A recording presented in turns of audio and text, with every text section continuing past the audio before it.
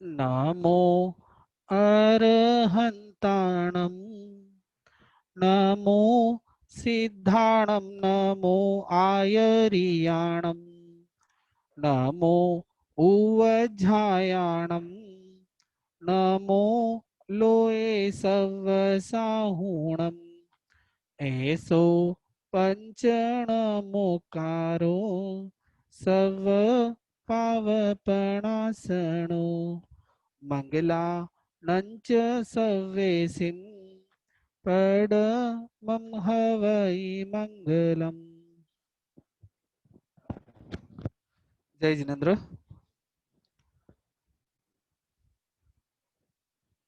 अनादिकाल से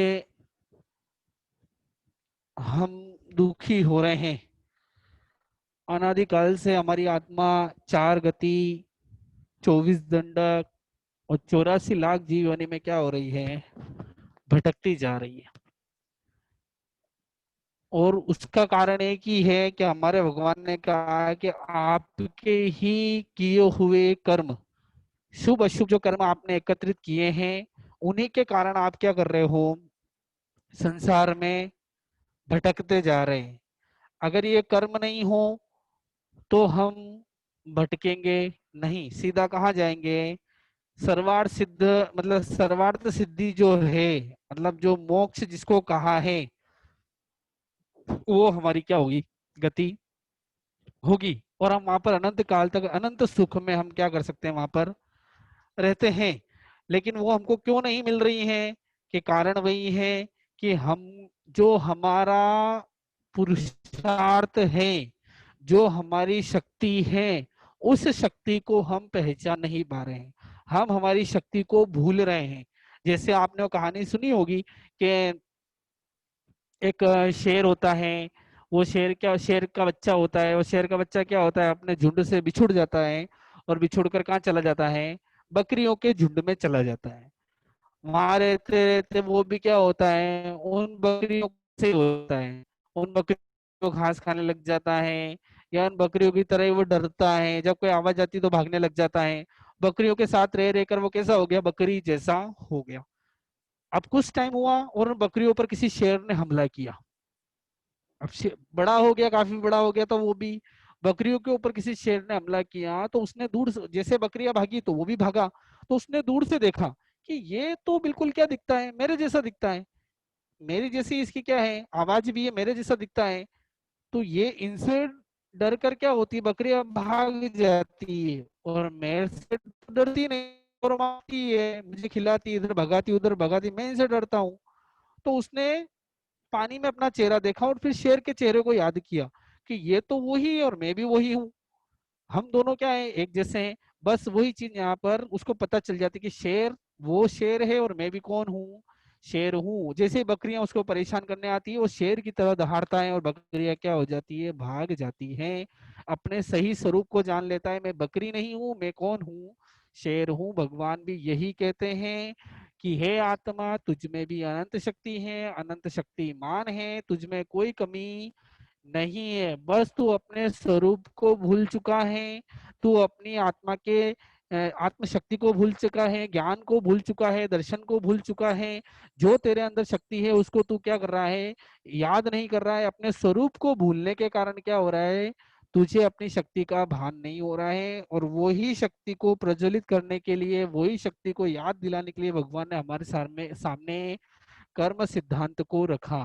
पूर्वाचार्यों ने उस कर्म सिद्धांत को हमारे 8 कर्मन वर्गणाओं में हमको 8 कर्म के रूप में हमारे सामने प्रस्तुत किया। उन 8 कर्मों की 148 प्रकृतियों को और विस्तृत समझने के लिए हमारे सामने 148 रूप में क्या किया, उसको पेश किया।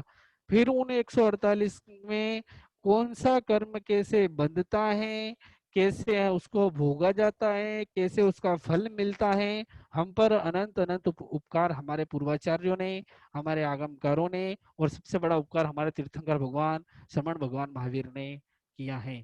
उस उपकार का बदला हमको चुकाना है। वो हमसे और कुछ नहीं मांगते, हमको सिर्फ यही मांगते हैं और यही चाहते हैं कि हम कम से कम कर्मों का बंध करें, कम से कम कर्मन वर्गणाओं को ग्रहण करें और शीघ्र कहाँ जावें, मोक्ष में जाएं, उनके लिए सभी जीव, भगवान की दया अनंत है, वो तो ये चाहते हैं कि अभवी जीव भी कहाँ जावे, मोक्ष में जावे। पर हम अपने आप को भवी मानते हैं, तो भगवान की विशेष करुणा है कि ये भवी जीव क्या होते हैं, यहाँ भटक रहे हैं, गतियों में भटक रहे हैं, थोड़ी भी चीजों की कमी पड़ती है तो अपने क्रोध मान माया लोभ को जागृत कर लेते हैं, कुछ चीजों की आवश्यकताएं होती है तो उनके लिए दौड़ते हैं, राग करते हैं, कुछ चीजें मिल जाती है, कुछ संयोग ऐसे मिल जाते जो पसंद नहीं होते तो द्वेष करते हैं, और यही राग और द्वेष के बंधन करते करते करते करते कहाँ चले जाते हैं, कभी नरक में, कभी तिर्यंच में, कभी देव में, और कभी मनुष्य में। भटकते भटकते हमको ये मनुष्य का भव मिल चुका है। अब इस मनुष्य के भव में हमको क्या करना है, वो चिंतन बहुत जरूरी है, क्योंकि हम जिस कर्म के बारे में आज समझने वाले हैं या जो समझेंगे, वो कर्म हमको बहुत अच्छी तरीके से, अच्छा तरीका तो क्या मतलब, उस कर्म ने हमको हमारी पूरी थ्योरी समझा दी है कि हमारी स्थिति क्या है। हमने अभी तक जो कर्म सीखे हैं उसमें जो घाती और अघाती थे, उसमें ये घाती कर्म है। अब 8वां कर्म जो आज हम चालू करेंगे, अंतराय कर्म, ये जो घाती कर्म है ना, ये घाती कर्म है, ये हमारी आत्मा के मूल गुणों का नाश कर देता है। उस मूल गुण को बचाना बहुत जरूरी। पेड़ का मूल बचा रहेगा ना तो क्या रहेगा, फूल और पत्ते और आ जाएंगे, फल और आ जाएंगे, लेकिन मूल ही कट गया तो फिर कोई पत्ते आएंगे ना, फूल आएगा ना फल आएगा, उसकी आशा ही छोड़ दो। तो हमको हमारे मूल घाती कर्म है या जो हमारे मूल गुण हैं, उन मूल गुणों को संभाल कर रखना है। ऐसा नहीं हो कि वो मूल गुण तो क्या हुए हमारे, हम सिर्फ ऊपर ऊपर अच्छा अच्छा दिखना चाह रहे हैं, अच्छी अच्छी चीजें बताना चाह रहे हैं, और वो क्या हो रहा है, बहुत बढ़िया बहुत बढ़िया, बस हम सुख की चाहना में ही काम कर रहे हैं। तो ऐसा नहीं हो कि हम मूल गुण को भूल जाएं, मूल चीजों को भूल जाएं। जो हमारी मूल चीजें हैं, पवित्रता, उदारता, प्रसन्नता, शांति, समाधि, ये जो हमारे मूल गुण हैं, इन मूल गुणों को तो हम भूल रहे हैं, और हम भाग रहे हैं, बस भाग रहे हैं। और भाग किसके पीछे रहे हैं, प्राप्ति के पीछे, कि हमको बस कुछ मिलना चाहिए। इस मिलने मिलने मिलने में कभी हमको संतुष्टि मिली ही नहीं, हम सिर्फ प्राप्त करने की ही इच्छा रखते हैं। और ये कर्म हमको वही चीज बताता है कि जब आप प्राप्त करने की इच्छा रखते हो और प्राप्ति के पीछे आप भागते रहते हो, भागते रहते हो, लेकिन फिर भी तृप्ति होती नहीं है, अतृप्ति बढ़ जाती है। देखो, दो प्रकार का पानी होता है, एक सागर का पानी और एक नरक का पानी। दो प्रकार का क्या होता है पानी, एक मिच्छामी दुक्कड़म, एक सागर का पानी और एक नदी का पानी। दो प्रकार का पानी होता है। अब सागर का पानी पिएंगे तो कैसा होगा, खारा, कि उसको पीने के बाद और प्यास बढ़ जाती है। हम सागर के पास क्यों गए थे, कि पानी पिएंगे तो मेरा क्या हो जाएगा, प्यास बुझ जाएगी, मुझे तृप्ति हो जाएगी, संतुष्टि हो जाएगी। लेकिन सागर के पानी के पास गए तो क्या हो गया, और तृप्ति, शांत होनी थी लेकिन अतृप्ति बढ़ गई। और नदी का पानी पिया तो क्या हो गया, तृप्ति शांत हो गई, अतृप्ति बढ़ी नहीं, अब मैं संतुष्ट हो गया। तो समझने वाली बात है कि संसार है वो सागर का पानी है। यहाँ जो भी चीज मिलेगी ना, कोई भी चीज मिलेगी, वो सब क्या मिलेगी, और तृप्ति को बढ़ाने वाली मिलेगी, संतुष्टि वाली नहीं मिलेगी। और धर्म का कार्य होगा ना, वो जो भी करोगे उसमें संतुष्टि मिलेगी, उसमें तृप्ति जो है, जो प्राप्त करने की जो इच्छा है ना, वो इच्छाएं कम हो जाएगी। हमारा पूरा जैन धर्म जो है और उसके जो साधक हैं, वो साधक और हमारा जैन धर्म जो बोलता है या बताता है, जो समझाता है हमको कि छोड़ने के पीछे हम पागल हैं, यहाँ प्राप्त करने जैसा कुछ है ही नहीं। जितना छोड़ोगे ना उतना ऑटोमेटिक मिलेगा। छोड़ने के पीछे हम पागल हैं। छोड़ दो, घर छोड़ दो, परिवार छोड़ दो, संसार छोड़ दो, धन दौलत परिकर जो भी छोड़ना है सब छोड़ते रहो।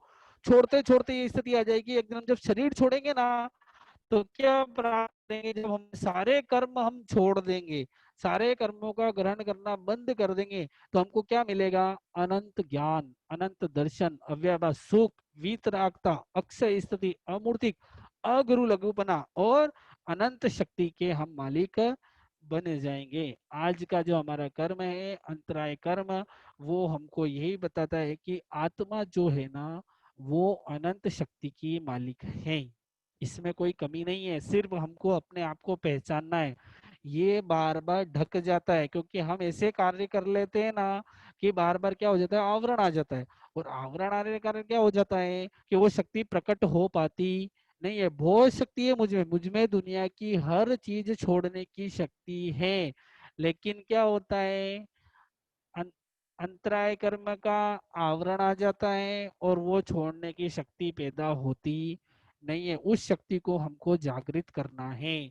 अब वो जागृत कैसे होगी, किस प्रकार से ये कर्म हमको आवरण देता है, किस प्रकार से इस कर्म को हम कम कर कर क्षम कर कर क्षय कर कर इसको हम किस प्रकार अनंत शक्ति जो भगवान ने कही, जो उस शेर की तरह के जब तक अपना स्वरूप नहीं पहचान रहा था, जब तक वो भी अपने आप को बिल्ली मान रहा था, लेकिन अब उसने अपने आप को देख लिया है, पानी में देख लिया है, प्रत्यक्ष देख लिया कि मेरा सही स्वरूप तो क्या है, मैं शेर हूँ। तो मेरा सही स्वरूप क्या है, जीव का शुद्ध स्वरूप क्या है, सिद्ध है।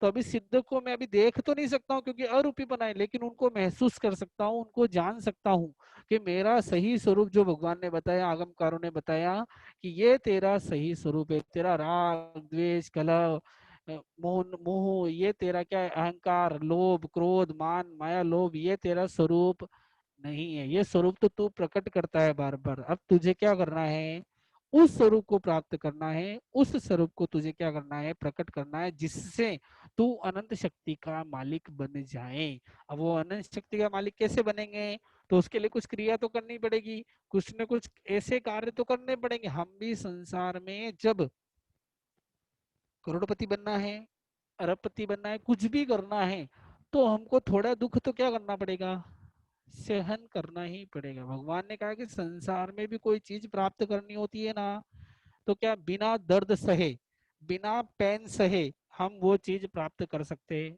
नहीं है। आज तक हम देख लें, हम जिसको भी अपना आइडियल मानते हैं, मान लो आइडियल पर्सन होता है ना हमारे जीवन में, हम किसको मानते हैं, किसको आइडियल पर्सन मानते हैं।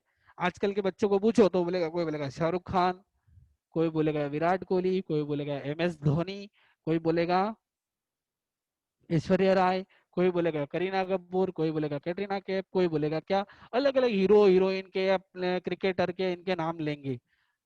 कौन बोलेगा कि मुझे महावीर बनना है। हम भी टीवी देखते हैं ना, तो हमको क्या पसंद आता है कि जेठालाल मेरा फेवरेट एक्टर है, जेठालाल, तारक मेहता मेरा फेवरेट शो है, हम इनको आइडियल मानते हैं। और भगवान बोल रहे कि आपका आइडियल कौन, आइडियल पर्सन कौन। भगवान बोलते कोई बच्चा ये नहीं बोलेगा कि मेरा आइडियल पर्सन कौन है, भगवान महावीर। कोई ये नहीं बोले, कोई लड़की ये नहीं बोलेगी चंदन बाला, कोई नहीं बोलेगा। क्यों नहीं बोलेगा, चलो इनको छोड़ो, तो कोई ये भी नहीं बोलेगा कि भाई मुझे विवेकानंद बनना है, दयानंद सरस्वती बनना है, झांसी की रानी बनना है, ये कोई नहीं बोलेगा। सब क्या बोलेंगे, हीरो हीरोइन क्रिकेटर के नाम लेंगे। बस यही हमारा जीवन रहेगा, हमने संस्कार ये से दिए हमारे बच्चों को। भगवान बोले आपकी शक्ति को पहचानो, हमारा आइडियल क्या। और चलो हम उनको भी आइडियल मान ले, चलो हम MS धोनी को ही हमारा आइडियल मान ले, सचिन तेंदुलकर को ही मान ले, शाहरुख खान को ही मान लो, चलो।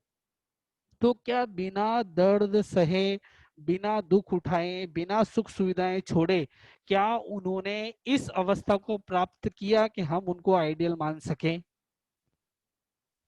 आज हमारा आइडियल बन गया है तो किस उसने कितने सहन किए। हम इनकी जीवनी पढ़े, तेंदुलकर की जीवनी पढ़ो, MS धोनी की पढ़ो, उसकी तो पिक्चरें भी बनी हुई है, या हम शाहरुख खान को ही पढ़ लो, देख लो कितने कष्ट सहन किए, जब जाके आज वो, मैं उनकी बढ़ाई नहीं कर रहा हूँ लेकिन मैं अपने धर्म को समझा रहा हूँ कि हम यहाँ चाहते हैं कि बिना दुख सहन किए मैं कहाँ चला जाऊंगा, मोक्ष में चला जाऊंगा। इम्पॉसिबल, बिना दर्द सहन किए आप सुख को प्राप्त कर ही नहीं सकते। और जिसकी ऐसी आशा है तो वो कभी मोक्ष को प्राप्त नहीं कर पाएगा।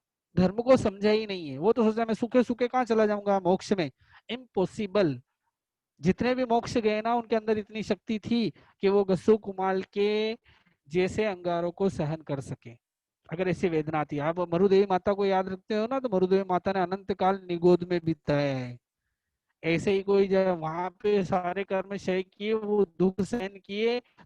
इसलिए एक बात ये भी बता दूं कि भले हमको इतना शॉर्ट में समझाया गया, पढ़ाया गया, या हमने इतना समझा कि भाई मरुदेवी माता ने क्या कोई कष्ट सहन नहीं किया और कहाँ चले गए, मोक्ष में चले गए, तो एक बात मैं आपको बता दूं कि अगर उनके ऊपर कष्ट आते तो उनमें सहन करने की शक्ति प्रकट हो चुकी थी। बस ये था कि उनके ऐसे कर्म नहीं थे तो उनको उदय में नहीं आए, अगर उदय में आते तो भले उनके ऊपर हाथी पैर दे देता तो भी वो केवल ज्ञान प्राप्त कर कर कहाँ जाते। हर केवल ज्ञानी में, हर मोक्ष जानने वाले में इतनी शक्ति होती है कि वो घानी में पिसने को भी तैयार हो जाता है, और रस्सू कुमार के जैसे अंगारे सहन करने के लिए भी वो क्या हो जाता है, तैयार हो जाता है, चमड़ी उतरवाने के लिए भी तैयार हो जाता है। तो वो शक्ति प्रकट करनी है मुझे, पर शक्ति कैसे प्रकट होगी, अब मुझ में इतनी नहीं है तो मुझे बार बार वो शक्ति का क्या करना पड़ेगा, बार बार उस शक्ति को प्रकट करने की कोशिश करनी पड़ेगी। मैंने थोड़ा किया फिर मैं पीछे हट गया, मैंने थोड़ा किया फिर पीछे हट गया, तो ऐसे कुछ मिलने वाला नहीं है। ये अंतराय कर्म इसलिए इतना विवेचन कर रहा हूँ कि इसमें हम बहुत पीछे हैं। अभी हम जब इसको पढ़ेंगे और मैं आपको इसे उदाहरण दूंगा या समझाऊंगा, अपनी आत्मा को समझेंगे ना, तुमको लगेगा कि हम अभी तक कहाँ तक धर्म समझे हैं। हमने अभी उस चीज को समझा ही नहीं कि हमारा धर्म क्या कह रहा है हमको, हमने सिर्फ ऊपर से समझ लिया है कि ये करना चाहिए, और जब करने की बारी आती है तो मैं पीछे हट जाता हूँ। तो पीछे हटने के पीछे मेरा कारण क्या है, वो समझना जरूरी है, और वही आज हम समझेंगे। इसलिए जो भी अपन समझते हैं मेरा आइडियल पर्सन जो भी है, एक निश्चित तौर से समझ लेना कि बिना दर्द सहे सुख मिलेगा नहीं। तो हमारे मोक्षार्थी का आइडियल पर्सन सिद्ध भगवान है, तो उन सिद्ध भगवान का पूर्व जन्म देख लेना, जब वो मनुष्य गति में थे, तिरंज गति में थे, देव गति में थे, जब कितना कुछ सहन किया, वो सहन करते करते कर्मों का क्षय किया, और कर्म क्षय कर कर कहाँ पहुंचे, आज हमारे वंदनीय और पूजनीय हुए। तो हमको भी अगर वंदनीय पूजनीय बनना है तो उसके लिए दर्द तो क्या करना पड़ेगा, सहन तो करना ही पड़ेगा। कुछ चीजें ऐसी आएगी, चाहे शारीरिक दर्द ना भी हो लेकिन मानसिक दर्द जो होगा, जो हमारे उथल पुथल होती है, उसको तो हमको क्या करना पड़ेगा, सहन करना ही पड़ेगा। सहन शक्ति हमको क्या करनी पड़ेगी, प्रकट करनी ही पड़ेगी। पुण्य हमको क्या देता है, चीजें देता है, लेकिन सहन शक्ति, धर्म हमको सहन शक्ति देता है। तो वो हमको क्या करना है, पुण्य हमको शक्ति दे देगा, शारीरिक शक्ति कौन दे देगा, पुण्य दे देगा, लेकिन वो सहन शक्ति तो हमको क्या करनी पड़ेगी, खुद प्रकट करनी पड़ेगी। पुण्य से हमको अच्छा बलवान शरीर मिल गया, जैसे हमने नाम कर्म में देखा था, क्या मिल गया, अच्छी जाति, गोत्र कर्म अच्छी जाति मिल गई, नाम कर्म से सहनन मिल गया, वज्रिषभ नारद सहनन, वो शक्ति तो मिल गई, लेकिन सहन शक्ति कहाँ से लाओगे, सहन शक्ति खुद के अंदर से प्रकट करनी पड़ेगी। तो इसलिए वही चीज हम समझ लेंगे, आज वही समझेंगे। हो सकता है कि इसकी एक क्लास और मेरे को लेनी पड़े, इसके बाद लास्ट वाली क्लास रहेगी, तो जितना हो सके आज पूरा करने की कोशिश करेंगे। लेकिन क्लियर समझ लेना कि अंतराय कर्म किसे कहते हैं, और मैं किस तरह से अंतराय कर्म को बार बार बांध रहा हूँ, और मुझे ऐसा लगता है कि मैंने क्या किया। कई बार लोग बांध लेते और बोल देते मैंने तो सही समझाया, भाई सही समझने और समझाने में बहुत अंतर है। तो इसलिए हम अंतराय कर्म को समझने की कोशिश करेंगे। आज अंतराय कर्म पहले किसे कहते हैं, वैसे तो परिभाषा हमारी हो चुकी थी, लेकिन फिर भी एक बार उसको रिपीटेशन कर देते हैं कि अंतराय कर्म है क्या। कि देखो हमारी आत्मा का जो आठवां गुण है, आठवां गुण कौन सा है, अनंत वीर्य का, यानी अनंत शक्ति का। तो आत्मा में अनंत शक्ति है, और उस अनंत शक्ति को जो प्रकट नहीं होने देता है वो क्या कहलाता है, अंतराय कर्म कहलाता है। या दूसरी भाषा में समझे, जो दान लाभ भोग उपभोग और वीर्य में बाधा पड़े, जो बाधा देता है वो क्या कहलाता है, अंतराय कर्म कहलाता है। अंतराय कर्म में हमने जो उदाहरण दिया था कि जो कर्म क्या करता है, जैसे वो राजा ने ऑर्डर दे दिया कि सबको क्या देना है, दान देना है, और दान देने के लिए क्या राजा ने हाँ कर दी है कि दो, किसी को मना करना नहीं। और वहां पे बैठा है भंडारी, यानी अपनी भाषा में बोले तो कैशियर। तो वो कैशियर होता है, वो क्या करता है, अभी नहीं आना, देर से आना, अभी क्या है टाइम नहीं है मेरे पास, अभी मैं दूसरा काम कर रहा हूँ। तो वो भंडारी के दान दान अंतराय कर्म बन रहा है, और लेने वाले के भी क्या है, अंतराय कर्म होता है। तो इस तरह से जो स्थितियां उत्पन्न होती है वो क्या कहलाती है, अंतराय कर्म के कारण ऐसी स्थितियां उत्पन्न होती हैं। अंतराय कर्म के तो और भी बहुत से कारण बताए, ये तो मुख्यतः यहाँ पर 5 कारण हैं कि अंतराय कर्म के बंध के कितने कारण हैं, 5 कारण हैं। लेकिन फिर भी जो दान लाभ भोग उपभोग और वीर्य है उसको हमको समझना पड़ेगा, और उसके बाद अपन इसको क्या करेंगे, किस तरह से हमारे अंतराय पड़ती है और किस तरह से वो अपने फल भोग में आता है, जब उसका फल देने की बारी आती है, तो किस तरह से वो हमको क्या करता है, बाधा पहुंचाता है, वो हम क्या करेंगे आज समझेंगे।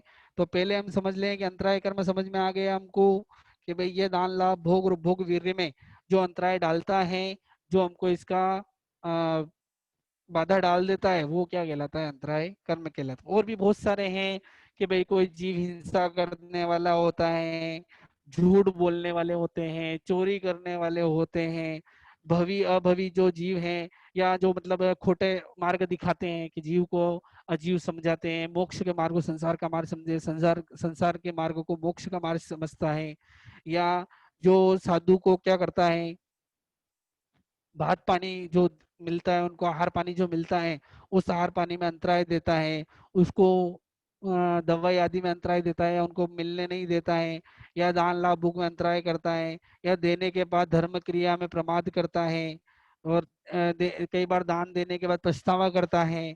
ऐसे कई प्रकार के और भी कई कारण हैं, जिसके कारण क्या होता है, निरंतर जीव अंतराय कर्म का क्या करता है, बंद करता रहता है। अब हम पहले समझ ले कि दान, इसमें बताया ना कि दान लाभ भोग उपभोग और वीर्य, आत्मा में मतलब खुद दान किसे कहते हैं, पहले तो वो समझ लें कि अपनी वस्तु, खुद की मालिकी की वस्तु दूसरों को देनी, वो क्या कहलाती है, दान कहलाती है। जीव क्या है, अनंत दान शक्ति का क्या है, मालिक है। ऐसा नहीं कि नहीं है, बहुत शक्ति है उसके बाद, खुद की इच्छा है, खुद के पास वो वस्तु है, और उसकी देने की इच्छा है, और वो दे देता है, वो क्या कहलाता है, दान। यानी खुद की मालिकी की वस्तु होनी चाहिए। अब एक छोटा सा प्रश्न मेरे को ध्यान में आता है कि दान जो है वो पुण्य बढ़ाता है या पैसा कम करता है। प्रश्न अपना उठता है कि जो हम दान देते हैं, तो वो पुण्य बढ़ाता है या पैसा कम करता है। क्या हो हमारा, वैसे अधिकतर लोगों का प्रश्न उत्तर यही होगा कि क्या होगा, पुण्य बढ़ाता है। निश्चित पुण्य बढ़ाता है, अगर यही हमारी श्रद्धा होती ना, तो एक बात ये है कि हम कभी दान देने में पीछे हटते ही नहीं। हम हमेशा ऐसे मौके ही ढूंढते कि क्या मिले, मुझे दान देने का मौका मिले। लेकिन ये हमारा मन है या हमारे ऐसे भाव हैं कि दान देने से अगर पुण्य बढ़ता, तो हम क्या होते, ऐसे मौके ढूंढते ही रहते। कई लोगों का ऐसा होता है कि मैंने दान दे दिया, मेरा पुण्य बढ़ गया, कि मैं दान देने वाला हूँ, मेरा पुण्य बढ़ेगा। ऐसा नहीं है। कई बार क्या होता है, दान देने से ज्यादा, जब दान लेने वाला नहीं होगा तो दान किसको दोगे, दान देने वाला लेने वाला ही नहीं होगा। हमको तो दान लेने वाले का उपकार मानना चाहिए, क्योंकि पुण्य कर्म का बंद होता है। दान लेने वाला होगा ना तो पुण्य कर्म का बंद होगा। दान लेने वाला, आपकी देने की इच्छा कितनी हो लेकिन लेने वाला ही नहीं हो, मैं अभी बोल दूं मुझे 1 करोड़ रुपए का दान देना है, लेकिन लेने वाला ही नहीं हो, तो क्या करेंगे। आप मुझे फोन करो कि भाई दीपक भाई आपको हमको कुछ देना है, और मैं मना कर दूं कि मुझे नहीं लेना है, तो आपका पुण्य का बंद हो गया क्या। दान देने की इच्छा हो लेकिन लेने वाला ही नहीं हूं, तो पुण्य का कैसे बंद होगा। तो भगवान वो समझा रहे हैं कि हमको तो दान देने में जो आनंद का महसूस करते हो, तो दान क्या है, पुण्य का बंद कराता है। लेकिन दान देने के बाद आनंद महसूस नहीं करते हैं, या ज्यादा मांग लिया।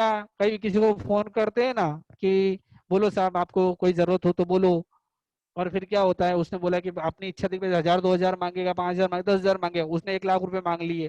फिर कैसा अफसोस होता है, तो वो ज्यादा मांग लिया इन्होंने। तो कभी संघ समाज वाले आते हैं ना हमारे घर में लेने के लिए, भाई कोई उपाश्रय बन रहा है या पोजीशन के दिन है या चातुर्मास का खर्च है, उसके लिए लेने आते हैं।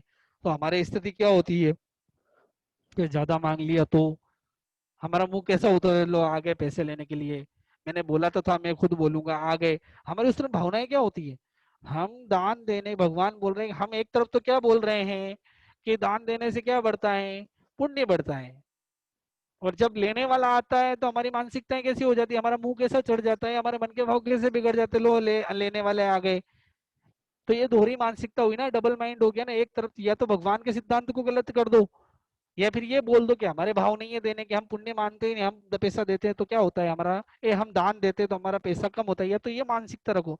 हम बोलते भी ये हैं कि दान देने से पुण्य बढ़ता है, और जब दान देने का मौका आता है तो हम क्या कर देते हैं, ये स्थिति हमारी हो जाती है। सोचे समझे विचार करें कि हम ये जो कर्म बता रहा हूँ ना, अंतराय कर्म इसी तरह बंधता है।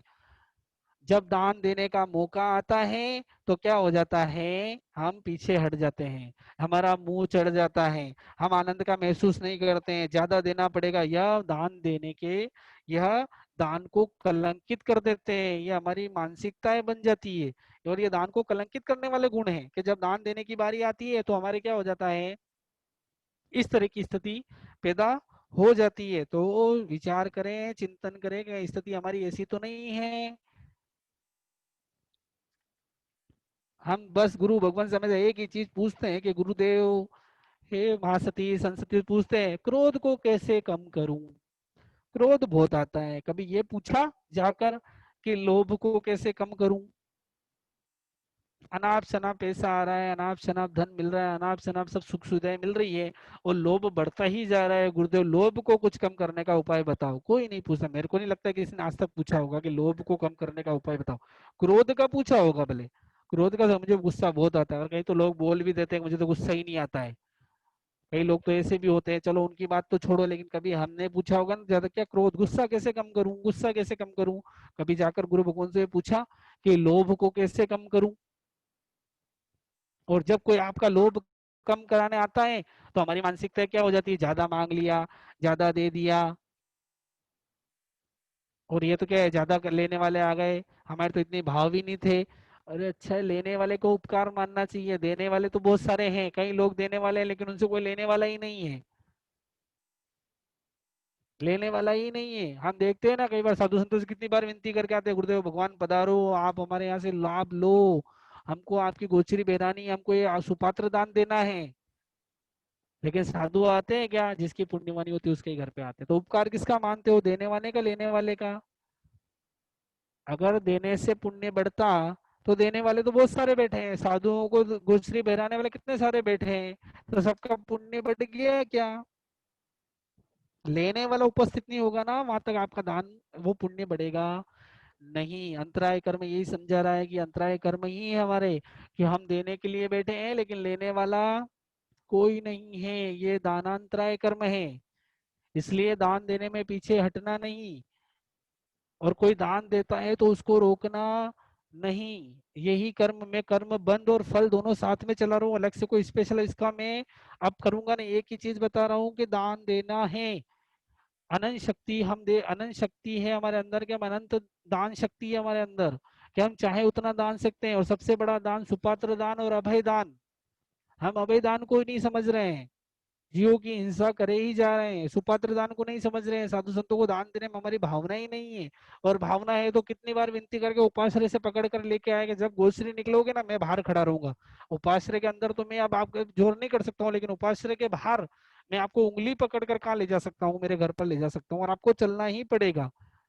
ऐसी विनती कब करी, पागलता कब आई धर्म में, ऐसी दान देने की पागलता हमारी कब आई, कि साधु संत उपाश्रय से बाहर निकले और उसके बाद तो मैं उंगली पकड़कर नीचे लेट जाऊंगा, लेकिन उनको मेरे घर पर लेकर आऊंगा ही आऊंगा।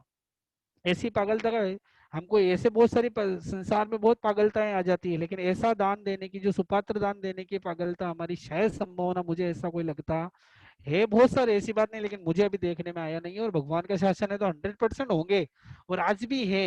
लेकिन ऐसी पागलता आई कि आज तो कुछ भी हो जाए, आज तो साधु संतों को आहार मेरे घर से देकर ही रहूंगा, आज तो कुछ भी हो जाए, एक साधर्मी को घर पे बुलाकर कुछ भी उसका सत्कार सम्मान करूंगा ही करूंगा, चाहे कुछ भी हो जाए, भले उसको 10 रुपए दूंगा, लेकिन आज तो एक साधर्मी को।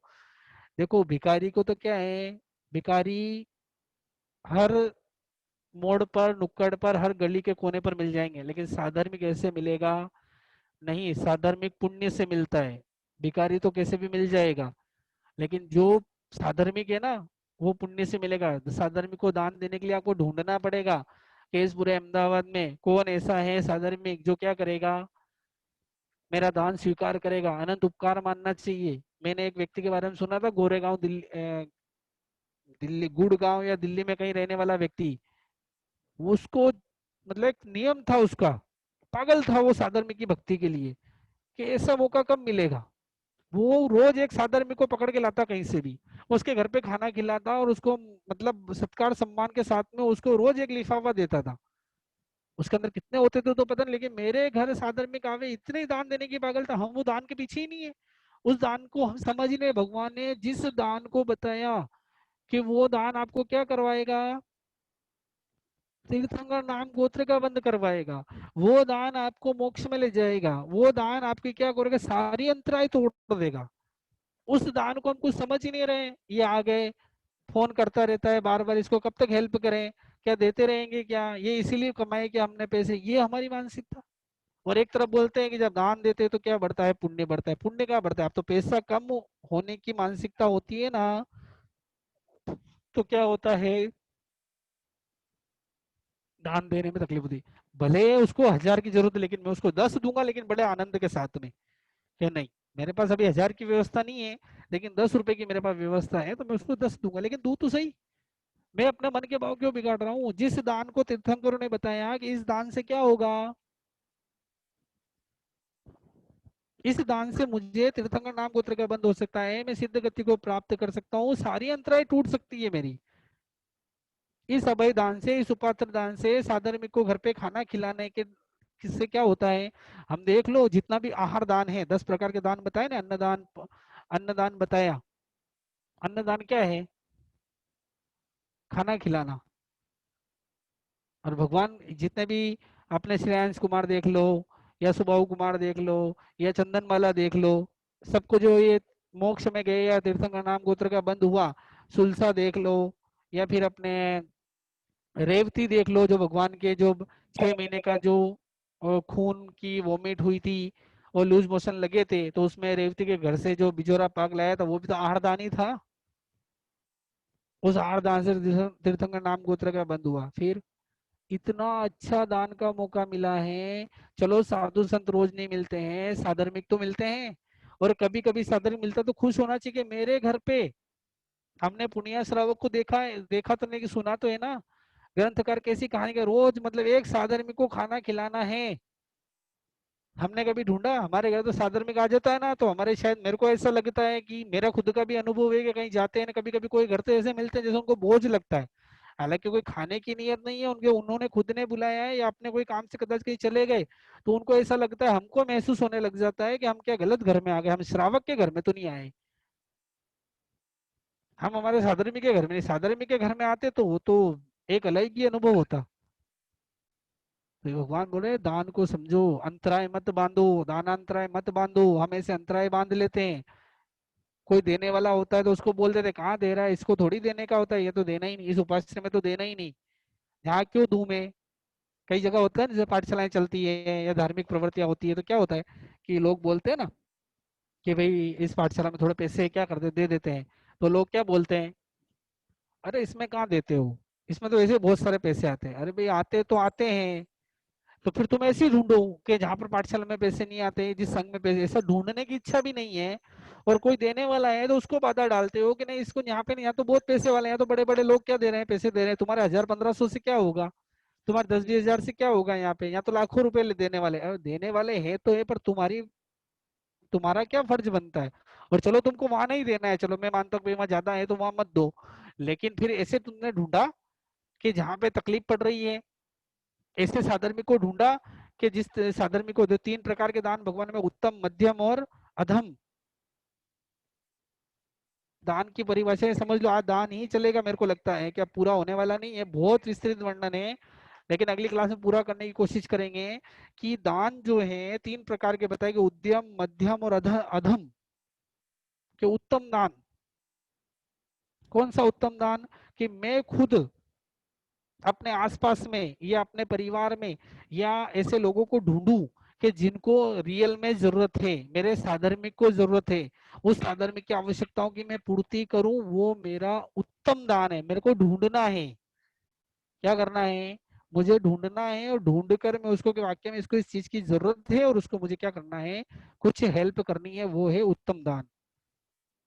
और हमको नहीं मिलते हैं ना, तो ऐसे लोगों को बोल कर रखो कि आपके ध्यान में कोई आवे ना तो मेरे पास बोलना, या आपको कोई जरूरत हो तो मुझे बोलना, मैं उसको क्या करूंगा, उसकी हेल्प करेंगे। ऐसा कभी किया?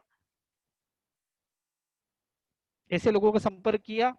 हमको बोलो, हम बोलेंगे आपको कि ऐसी जरूरत है। अरे ऐसे बहुत सारे लोग हैं जो ज्ञान पढ़ाते हैं, पढ़ते हैं, क्या आजीविका मिलती है। मैं एक उदाहरण बताऊं, बॉम्बे का एक व्यक्ति था, धार्मिक टीचर था, मेरे जैसे योगा पढ़ाने वाला कोई। पढ़ा क्या है कि वो जहाँ पढ़ाता था उसको क्या 2 5 7 हज़ार रुपए मिलते थे। एक जगह बैठा होता, एक साधु बैठे हुए थे, बोले कि क्या हो गया, वो बोले कि मैं ये काम करूंगा नहीं, क्योंकि यहाँ से इस पगार में मेरा गुजारा होता नहीं है, और यहाँ धार्मिक टीचर हूँ, मैं स्कूल पढ़ाता हूँ, तो यहाँ से मेरा कुछ होता नहीं है, अब क्या करूँ मैं दूसरा कोई धंधा करूँ जिससे मेरा गुजारा ज्यादा चले। तो एक भाई पास में, बेटा तुम्हारे यहाँ कितनी सैलरी है? कि इतनी, जो भी उसकी सैलरी होगी 5 हज़ार 10 हज़ार 15 हज़ार जो भी होगी, लेकिन क्या होता है, हमारे घर के खर्चे लाखों रुपए के और उसकी सैलरी 15 हज़ार होवे, तो कैसे वो एडजस्ट करता होगा ये हम कुछ सोच नहीं सकते। चलो ठीक है, जो भी है, तो उस भाई ने चिंतन किया कि क्यों तुम छोड़ना चाहते हो। उसने बोला कि ये छोड़ देगा तो बच्चे को भविष्य का क्या होगा, कौन हमको ये ज्ञान देगा, साधु संत का संयोग कितना मिलेगा, कौन समझाएगा हमको, हमको कोई प्रश्न पूछना हो तो हम बार बार साधु संतों को फोन लगाएंगे? हम इनको तो लगा सकते हैं ना, क्रियाएं हमारी इनके लिए तो खुली है। और इनको जब भी 24 घंटे इनको कभी भी हम बुला के हमारे बच्चों को या हमको खुद को कुछ सीखना है तो क्या कर सकते हैं, हम इनसे पढ़कर सीख सकते हैं। उस भाई ने बोला तुम्हारी जितनी भी सैलरियां है उससे कोई लेना देना नहीं है मुझे, तुम मेरे यहाँ, मैं तुमको हर महीने 5 हज़ार रुपये दूंगा। कितने? 5 हज़ार, ये पर ये काम छोड़ना नहीं। तो वो भाई बोला, वो भी एक साधर्मिक होता है, वो भी कोई ऐसे थोड़ी हाथ फैलाता है मांगता है कि भाई मुझे क्या चाहिए, आपने बहुत बढ़िया किया, ठीक है हर महीने मांगे। वो भी बोला कि नहीं मैं ऐसे नहीं लूंगा, मुझे कुछ आप काम बताओ तो मैं लूंगा। साधर्मिक होते हैं, उत्तम कुल होता है, गोत्र होती है, तो ऐसे थोड़ी कोई भिखारी बनेंगे। मैंने पहले ही बोला कि भिखारी आपको गली गली मिल जाएगा, साधर्मिक नहीं मिलेगा। और वो क्या कहा उसने, ठीक है कोई बात नहीं, एक काम करना, तुम रोज मेरी दुकान पे आना और एक सामायिक करके जाना। क्या कहा? जहाँ सामायिक बेचने वाली बात नहीं कर रहा हूँ कि भाई सामायिक को बेचो, लेकिन एक चीज जो बताइए, एक शिक्षा वाली बात है कि तुम मेरे घर पे रोज मेरी दुकान पे आना और क्या करना, रोज एक सामायिक करके जाना, और हर महीने पूरे होते ही मेरे से क्या ले लेना, 5 हज़ार रुपये ले लेना। कैसी भावना होगी उस व्यक्ति की? अब वो टूटेगा कभी साधर्मिक? साधु साध्वी श्रावक श्राविका 4 तीर्थ बताए हैं। हमको ये पालीताना ने संकेत स्वर्ण, ये अभी नहीं चला, पालीताना का कुछ मैटर चला था, मैंने अभी देखा था। तो हमको बड़ा दुख होता है कि ये पालीताना टूट रहा है, पालीताना में ये हो रहा है, कितना दुख होता है। और जब एक श्रावक टूटता है, एक श्राविका टूटती है, तो वो तीर्थ नहीं है, ये तो क्या है, द्रव्य तीर्थ है। भाव तीर्थ तो यही ना, साधु साध्वी श्रावक श्राविका। और ये टूटता है तो हमें दुख नहीं होता है? टूटने तो क्या वो तो ऐसा ही है, उसको तो जितना दो कम पड़ता है, क्या कम पड़ता है, उसकी आवश्यकता से ज्यादा तो नहीं मांगेगा। और कोई ऐसा लोभ वृत्ति वाला है तो उसको छोड़ो। हम एक के पीछे सबको तो बदनाम नहीं कर सकते ना। हमने कितनी कोशिश करी उत्तम दान, कितनी कोशिश करी कि मैं ढूंढूं ऐसे व्यक्तियों को, और मुझ में इतनी शक्ति नहीं है, मुझ में इतना समय नहीं है, तो मैं ऐसे लोगों को बोलकर रखूं कि आप जिसको चाहो जो भी करना मुझे बोलना, बिना प्रश्न किए। दान का मतलब ही यही है कि मुझे पुण्य बढ़ाना है, तो फिर प्रश्न की बात ही कहाँ। जैसे बोलते हैं ना कि मुझे धंधा बिजनेस करना है, तो फिर ठंडी गर्मी मौसम संयोग ये मुझे कोई स्थान कोई मायने नहीं रखता है। हम गांव से छोड़कर क्या है, अहमदाबाद आए, अहमदाबाद छोड़ के बॉम्बे गए, बॉम्बे से छोड़कर चेन्नई गए, चेन्नई से छोड़कर फॉरेन गए। क्यों गए? पैसे का प्रश्न था, बिजनेस का प्रश्न था, जॉब का प्रश्न था, इसलिए वहां पर स्थान संयोग समय कोई मायने नहीं रखता है। तो फिर जब पुण्य बढ़ाना है तो फिर व्यक्ति कोई मायने नहीं रखता है, हमको उसका दुख दिखना चाहिए, उसने मुझे बोला है बात पूरी हुई, विश्वास रख के हमने दे, मेरा पुण्य बढ़ गया, मैं क्यों इतनी चिंता करूं। तो उत्तम दान।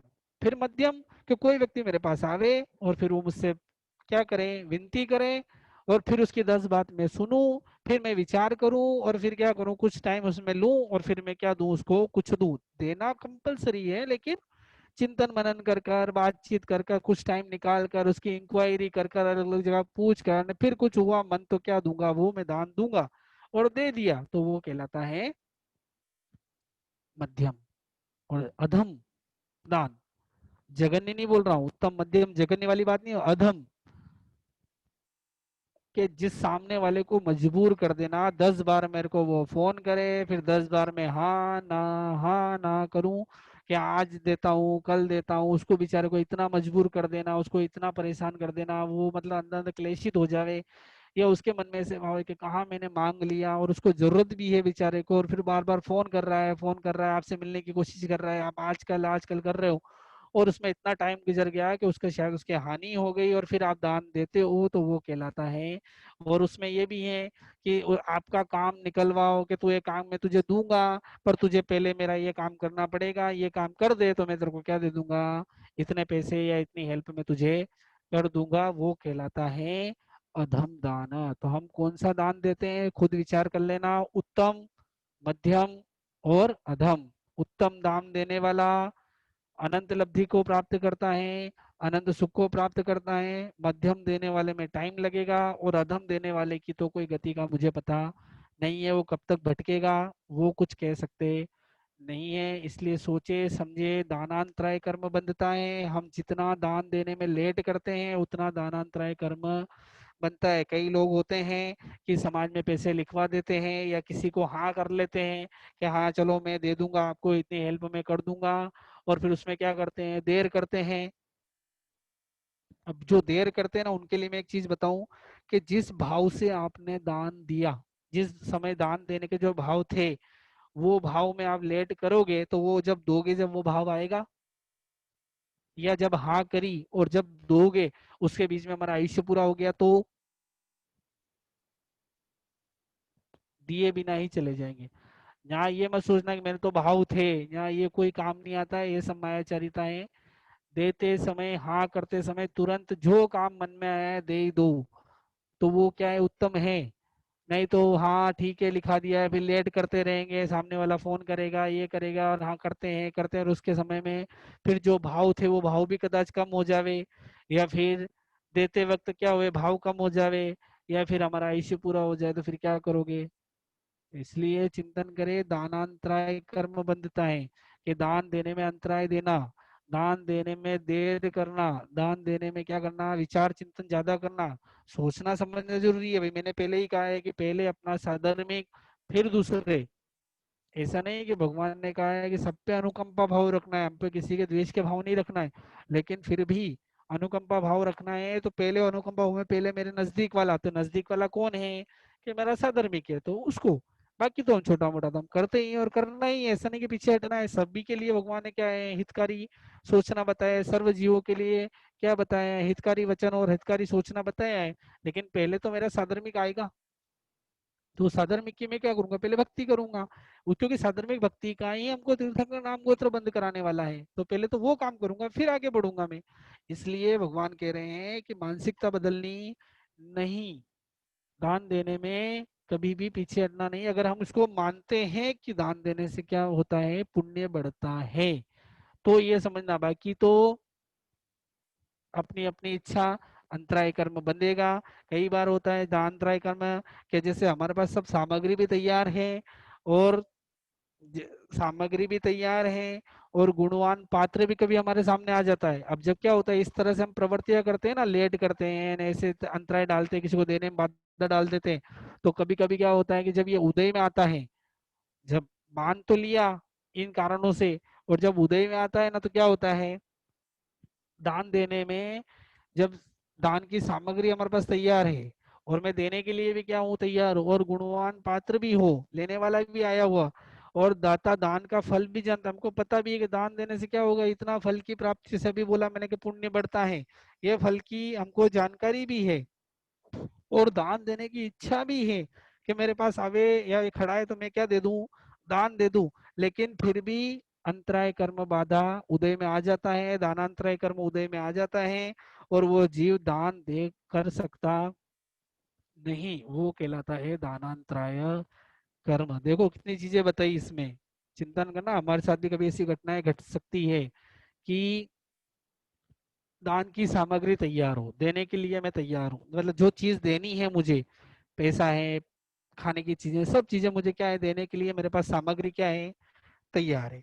दूसरा, गुणवान पात्र जो है, जिसको देना है वो क्या है, सामने खड़ा है, आया हुआ है मेरे घर तक। तीसरा, दाता को दान का फल भी पता है कि मैं दूंगा तो मुझे इतने पुण्य का बंद होगा। जैसे हम साधु साधु को बहराते तो हम बोलते हैं कि हमारे पुण्य का बंद होगा, गौतम स्वामी से बुद्धि मिलेगी न, शालीभद्र से रिद्धि मिलेगी न, ये सब हमको उसका दान का फल भी पता है। फिर उसके बाद दान देने की इच्छा भी बहुत हो रही है कि बस अब तो मुझे क्या करना है, देना ही है।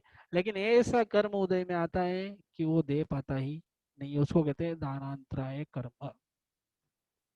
इसीलिए भगवान बोलते हैं कि क्रोध कम करने का पूछो तो ठीक है, लेकिन लोभ कम करने का भी प्रश्न पूछो कि मेरा लोभ कैसे कम होगा। जब लोभ कम होगा ना, तो जब ये सब चीजें अनुकूल हो जाएगी, दान देने की इच्छा भी होगी, दान की सामग्री भी होगी, और दान देने वाला पात्र भी होगा, और क्या होगा, दान दिया भी जा सकता है, दे भी देगा। तो ये दानांतराय कर, इसलिए लेने वाले ढूंढो, देने वाले तो बहुत है, हमको लेने वाले ढूंढने पड़ेंगे। लेने वाले कौन है कि सबसे पहले हमारा साधर्मिक, उसके बाद दूसरे। बार बार ये शब्द इसलिए कह रहा हूँ साधर्मिका, कि अभी साधर्मिक भक्ति ही हमारा उद्धार कर सकती है। हमको और कुछ कोई चीज में इंटरेस्ट है कि नहीं, लेकिन इस चीज में इंटरेस्ट रखो, नहीं है तो इंटरेस्ट पैदा करो। हम देना चाहते हैं लेकिन हमारा इंटरेस्ट नहीं है, खाली हमको आएगा तो दे देंगे। हम कहाँ ढूंढने जाएंगे, भगवान को उत्तम दान है ढूंढने जाना। और चलो नहीं जा सकते हैं, इतनी शक्ति नहीं है, तो ऐसे लोगों को कम से कम बोल के तो रखो कि कोई ऐसा हो तो तुरंत क्या कर देंगे, बिना प्रश्न किए, बिना आर्ग्यूमेंट किए, ज्यादा पंचायती किए बिना, घुसना नहीं। घुस के तो फिर फायदा ही क्या ही निकला, हो तो अधम दान में चला जाएगा घुसते घुसते।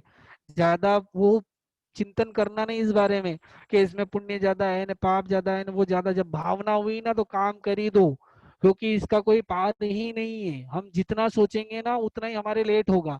वो लेट करने का समय अभी नहीं, अगर हमारे पास पूरी अनुकूलता है ना, तो अभी समय देरी करने का नहीं है। क्योंकि स्थान समय संयोग जो पुण्य उदय में आता है ना, ये सब पुण्य की एक दाता सामग्री, लेने वाला, देने की इच्छा, ये सब क्या है, पुण्य का संयोग है। कि देने की मेरे पास सामग्री है, पुण्य होगा तो सामग्री आएगी। लेने वाला मेरे सामने खड़ा है तो पुण्य होगा तो संयोग मिलेगा। और मेरी ये समझ, मेरा पुण्य उदय होगा, मुझे ऐसा गोत्र कुल मिला होगा, तो मुझे बचपन से सिखाए हुए देते ही रहना, हाथ ऊंचा ही रखना देने में, तो ये मेरे पुण्य का संयोग है, मेरे मन में ऐसे भाव है, तो ये पुण्य का संयोग। और पुण्य जब उदय में आता है तो हम पुण्य जो समय स्थान और संयोग देखकर उदय में आ जाता है। और कभी समय स्थान संयोग बदल जाते हैं ना, तो पुण्य भी क्या हो जाता है, बदल जाता है। तो समय, अच्छा समय है हमारे पास अभी, मनुष्य का भाव है और सामग्री मिली हुई है और सब तरह के हैं संयोग, हमारा सामग्री मिली हुई है, देने में कोई बाधा नहीं है, कोई रोकता टोकता नहीं है। हमारी खुद की सत्ता है या नहीं भी है, तो जितनी हमको परमिशन मिली है उतना तो कम से कम क्या करें, जितनी हमारी शक्ति है उस शक्ति को जागृत करो। तो वो हमारा संयोग ही है। और स्थान, स्थान तो हमको आर्य क्षेत्र मिला है, उत्तम कुल मिला है, ऐसे गुरु भगवंत मिले हैं, ऐसे आगम मिले हैं, ये सब संयोग है। और ऐसा स्थान मिला है, आर्य क्षेत्र मिलना, उसमें भरत देश मिलना, कोई कम है क्या, बहुत पुण्य का उदय है। 32,000 देश में से 25.5 देश आ रहे हैं, उसमें भी हमको इसमें जन्म मिलना, कितने पुण्यवानी। भगवान ने जो 10 दुर्लभ बोल बताए उसमें एक मिला ही है ना, कि आर्य क्षेत्र में जन्म लेना, तो आर्य क्षेत्र मिल गया, स्थान भी अच्छा मिल गया। तो अब फिर देरी किस बात की, फिर अब लेट क्यों कर रहे हैं, अब क्यों देरी कर रहे हैं। तो इसलिए, और क्या पता फिर ये समय स्थान और संयोग बदल गया तो पुण्य भी क्या हो जाएगा, बदल जाएगा। इसलिए दानांतराय कर्म, किसी को दान देने में अंतराय देना नहीं। कोई देता है तो उसका और उत्साह बढ़ाना कि हाँ दो, बहुत अच्छा है, जितना दोगे उतना फायदा है, अंतराय देनी नहीं। हाँ उसको सही गलत जरूर समझाना कि भाई वो ऐसी जगह देता है जहाँ हिंसाएं ज्यादा बढ़ रही है, या हिंसा का ज्यादा हो रहा है, हमारे देने से वो हिंसक प्रवृत्ति बढ़ रही है, तो ऐसी जगह हमको पीछे हट जाना। हमको ऐसी जगह, उत्तम दान वो ये कि हमको ढूंढना पड़ेगा कि जहाँ हमारे देने से क्या हो रहा है, उसके उच्च संयोग मिल रहा है, या उसके धार्मिक प्रवृत्ति बढ़ती है। जैसे ज्ञान ध्यान हुआ, ज्ञान का दान दो कि ज्ञान, ज्ञानी व्यक्ति को ढूंढो, तो उससे ज्ञान की क्या होगी, आगे चलेगा। आज तक हमारे साथ चला क्यों है, इसीलिए तो चला है ना कि लोगों ने ज्ञान देने वालों को या ज्ञानी पुरुषों को क्या करा है, संभाल संभाल कर रखा है, उनकी कभी हिलना नहीं की। लेकिन आजकल क्या है कि प्रवृत्तियां बहुत बदल गई है, लोगों को ज्ञान और ज्ञान के प्रति वो चीज श्रद्धा रही नहीं है। और कोई ज्ञानी को कोई दान देने वाली की बात आती है तो लोग तुरंत पीछे हट जाते हैं। साधर्मिक के प्रति करते होंगे, आप भी करते हैं, लोग भी बहुत करते हैं, ऐसा नहीं है, उनकी वजह से आज चल रहा है। लेकिन फिर भी हमारी भावनाएं कभी बदले नहीं, इसलिए बार बार ठोक ठोक के बोलना पड़ता है, या समझना है, समझाना पड़ता है कि हमारी भावना बदले नहीं। इसलिए सोचे समझे आज एक ही हुआ है, देखो 5 है पूरे, 5 में शायद 5 क्लास हो जाए, लेकिन इतना समय नहीं है हमको, जल्दी पूरा करना है। लेकिन फिर भी दानांतराय में इसलिए समझाया कि आगे के फिर इसके द्वारा हम समझ लेंगे। तो दानांतराय, दान देने में अंतराय देना नहीं, और अंतराय पड़ती है कदाच तो हमको शांति से क्या कर लेना, संभाव से सहन कर लेना कि भाई मेरे ऐसे पूर्व भव के क्या बांधे हुए हैं, कर्म बांधे हुए हैं, इसलिए मैं दान नहीं दे पाता हूँ। तो शांति से बार बार कोशिश करेंगे, तो कोशिश करते करते वो अंतराय कर्म क्या हो जाएगा, टूट जाएगा। नहीं तो क्या है कि मैं देना चाहता हूँ, कोई मिलता नहीं है, नहीं मिलता है, तो फिर अपनी कोशिश छोड़ना नहीं है, कोशिश करते रहोगे करते रहोगे करते रहोगे, तो एक दिन वो अंतराय कर्म क्या हो जाएगा, दान अंतराय टूट जाएगा। जितनी अंतराय टूटी उतना उतना करते रहना चाहिए। और हमको दान के प्रति थोड़ी सजगता, मुख्य हमारा साधर्मिक और सुपात्र दान और अभय दान तो हमारा सबसे ऊंचा दान है। तो जितना वो करेंगे उतना ही हमारे कर्म की निर्जरा होगी, उतनी अंतराय कर्म टूटेगी। इसलिए कोशिश करें। अंतराय कर्म आज शुरू हुआ है, अभी एक भेद हुआ है दानांतराय कर्म। आगे हम कल अगली क्लास में लाभांतराय, भोगांतराय, उपभोगांतराय, वीर्यांतराय कर्म समझेंगे। जिसको भी अभी और कोई प्रश्न पूछना है तो वो प्रश्न पूछ सकता है।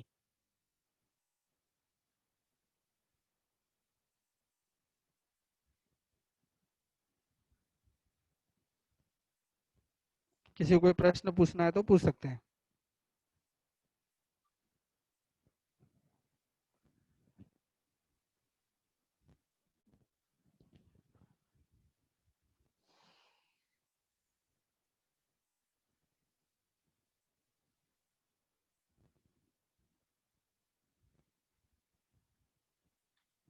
नहीं, ठीक है।